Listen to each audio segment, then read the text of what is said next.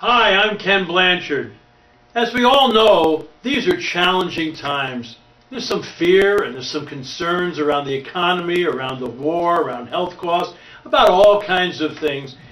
And this is a time for the church to step forward and be there for people.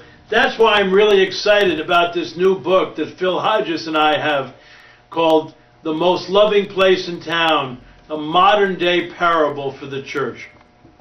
And it is a parable. It's a story about a chairman of a church who's really kind of finishing his second term, can't rerun, and he's kind of proud about the things that he's done and all.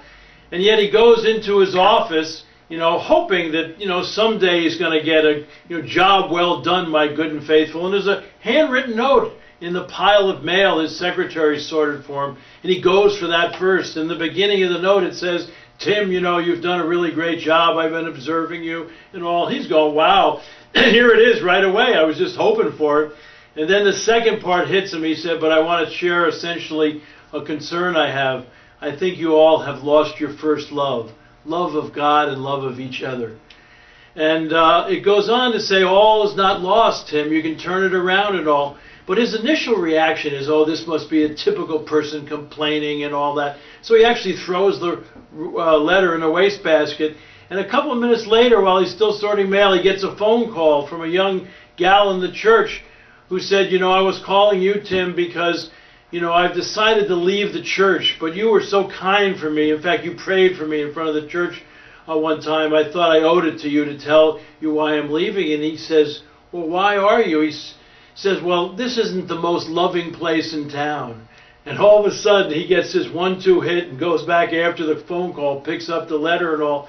And this is the story of Tim, this church chairman, and the pastor who's on sabbatical leave, and how they pull together with the realization that maybe they've become busy but have forgotten the first love.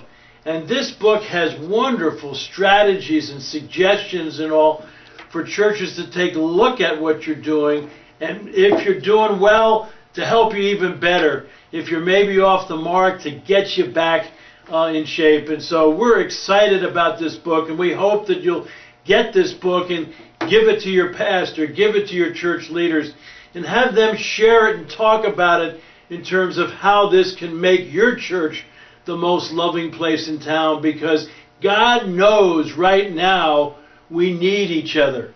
We need to pull in and put our arms around each other and really be a haven for love and for support and encouragement in this time. And that's what the most loving place in town is all about. So I'm a fanatic. I'm excited about it. It could really be the most important book that I've ever written. So thanks for listening. God bless.